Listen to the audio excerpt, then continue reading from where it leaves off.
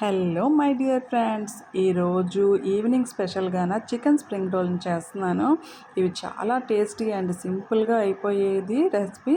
కాబట్టి ఎలా ప్రిపేర్ చేయాలో చూసేద్దాం. ముందుగా నేను ఒక 2 కప్పులు మైదా తీసుకున్నా. అందులోని సరిపడంత ఉప్పు, కొంచెం ఆయిల్ వేసుకొని చక్కగా కలుపుకొని, ఇప్పుడు వీటిని మనం చక్కగా వాటర్ వేసుకొని చపాతీ పిండి ఎలాగైతే కలుపుకుంటామో సేమ్ అలానే కలుపుకొని పక్కన పెట్టుకుందాము. ఇది ఈవినింగ్ టైము వర్షం పడే టైంలోని ఇలాట అంటే మన క్రిస్పీ ఐటమ్ చేసుకొని తింటే చాలా బాగుంటుంది. బయటన వాళ్ళు ఎటువంటి ఆయిల్లో ఫ్రై చేసిస్తారనేది మనకి ఇప్పుడున్న ఫుడ్స్లోని మనకి డౌట్గా ఉంటుంది. కాబట్టి ఇంట్లో చేసుకుందాము, హెల్తీగా ఉందాము. ఇప్పుడు నేను ఇలా చపాతీ ముద్దని ప్రిపేర్ చేసుకొని పక్కన పెట్టుకున్నా. నేను 250 గ్రామ్స్ చికెన్ తీసుకున్నా. చికెన్ని చక్కగా ఇలా కీమాలా చేసేసుకున్నా. కీమాలా చేసుకొని వాష్ చేసుకొని చక్కగా ఇందులో సరిపడా అంత సాల్ట్ వేసుకొని, అలాగే అల్లము, పచ్చిమిర్చి, కొత్తిమీర, ఆనియన్స్ కూడా అన్నీ చిన్న చిన్న ముక్కలుగా కట్ చేసుకున్నా. ఇవన్నీ కూడా మన చేతులతో చక్కగా మనం కలుపుకుందాము. ఎలాగ మార్కెట్లోని వాడు ఎలా కలుపుతుంటాడో, ఎలాగ చేతులు అనేవి నీట్ అండ్ క్లీన్గా ఉండి కలుపుతాడు లేదో అనే డౌట్. కానీ మన ఇంట్లోనే మనం ఇలా చక్కగా ప్రిపేర్ చేసుకుందాము, కలుపుకుందాము. ఓకేనా? అది పక్కన పెట్టుకొని ఇప్పుడు నేను చపాతీ ముద్దలా ఏది చేసి ఉంచానో దాన్ని కూడా చిన్న చిన్న ఉండలు, అంటే పూరీ సైజు, మనం పూరీకి ఎలాగైతే ఏ సైజు అయితే తీసుకుంటామో అదే సైజులోని మనం ఇలాగ ఉండలు చేసుకుందాము. ఇప్పుడు దీన్ని రుమాలి రోటీ అంటారు కదా, సేమ్ అంత పల్చగా మనం చక్కగా దీన్ని చపాతీలా పాముకోవాలి. ఎంత పల్చగా ఉంటుందో అప్పుడు మనకి ఈ యొక్క లోన చికెన్ మనం ఏదైతే కీమాది ఉన్నది కదా అది అందులో స్టఫ్ చేస్తామన్నమాట. ఇది చక్కగా మనం ఎక్కువ అంటే దలసరిగా ఉండకూడదు, ఇలా పల్చగా పాముకొని దానిలో మధ్యన మనం చక్కగా స్టఫ్ చేసుకుందాము. అలాగే మీరు ఒక 2 స్పూను చిన్న బౌల్లోని మైదా అనేది తీసుకొని అందులోని పల్చగా వాటర్ వేసుకొని పల్చగా కలుపుకోండి.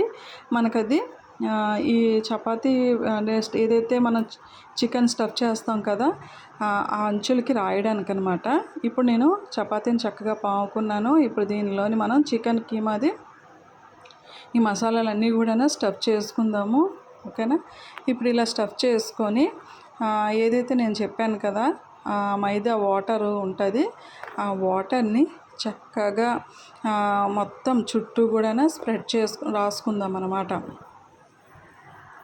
ఇలాగా చికెన్ని పెట్టుకోవాలి. ఓకే, ఇప్పుడు చూసారు కదా నేను ఎలా రాస్తున్నాను అనేది. ఆ విధంగా మీరు మొత్తంగా చక్కగా చుట్టూ రౌండ్ కూడా రాయండి. ఓకేనా? ఇప్పుడు ఇది మనం ఫోల్డ్ చేసే విధానము పూతరేకులు ఎలా అయితే మనం పూతరేకులు చేస్తామో సేమ్ అలానే అనమాట. ఫస్ట్ ఇలా ఫోల్డ్ చేసి తర్వాత left side right side fold చేసి ఇప్పుడు పైకి మనం ఫోల్డ్ చేయాలన్నమాట. చాలా ఈజీ అండ్ సింపుల్. పిల్లలైతే ఇలాంటివి చక్కగా ఇష్టపడతారు. మనం కూడా ఇలాంటివి చేసి వాళ్ళకి పెట్టడం వల్ల ఏంటంటే వాళ్ళకి మన మీద ఎంత మంచి ఇంప్రెషన్ వస్తుంది. మా మమ్మీ ఎప్పుడు ఇంట్లోనే చేస్తుంది, బయటకు వెళ్ళి తినవలసిన పనే లేదని ఫుల్ ఎంజాయ్ చేస్తారనమాట. ఇప్పుడు మిగతావి కూడా మనం ఇలాగే ప్రిపేర్ చేసుకుందాము. ఇప్పుడు ఒక ప్యాన్ తీసుకొని అందులోని ఇవి నార్మల్ ఫ్రై అయ్యేంత ఆయిల్ వేసుకుంటే సరిపోతుంది, డీప్ ఫ్రైకి అవసరం లేదు. ఇలా తీసుకొని ఇప్పుడు ఒక్కొక్కటిగా మనము స్ప్రింగ్ రోల్ని ఇందులో వేసుకుందాం. ఏదేమైనా సరే మనం ఇలా ఇంట్లో చేసుకోవడం వల్ల ఏంటంటే చూసారా మనం ఎంత చక్కగా ఫ్రెష్ ఆయిల్ని యూజ్ చేస్తామో. అన్నీ కూడా నీట్ అండ్ క్లీన్గా చక్కగా పెట్టుకుందాం. ఎందుకంటే ఇప్పుడున్న హెల్త్ ఇష్యూస్లోని మనం చాలా జాగ్రత్త తీసుకోవాలి. మెయిన్ మనం ఎలా ఉన్నా సరే మన హెల్త్ని మనం జాగ్రత్తగా చూసుకోవాలి. అలాగనేసి మనం ప్రతిసారి బయటికి వెళ్ళి తినే కన్నా ఇంట్లో చేసుకోవడం వల్ల ఏంటంటే మనకి ప్రతి ఒక్కటి కూడా మనీ సేవ్ అవుతుంది. తర్వాత హెల్త్ పరంగా కూడా మనం అన్ని మంచి క్వాలిటీస్ అనేది యూస్ చేస్తాం కాబట్టి మన పిల్లలు కూడా ఆరోగ్యంగా ఉంటారు. ఎందుకంటే పిల్లలు అనేది ఇటువంటివి బాగా ఇష్టంగా తింటారన్నమాట. ఇవి మనకి మార్నింగ్ టైం అనగా ఇలాంటివన్నీ ప్రిపేర్ చేసుకుంటే బాగుంటుంది. ఇప్పుడు చక్కగా ఫ్రై అయిపోయి ఇప్పుడు నేను ప్లేట్లో సర్వ్ చేసుకొని దీనికి కెచప్ వేసుకొని తింటే చాలా టేస్టీగా ఉంటుంది. చూసారా ఎంత సింపుల్ అండ్ ఈజీగా అయిపోయిందో.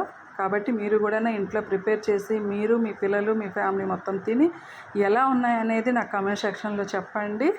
ఓకేనా? Thank you.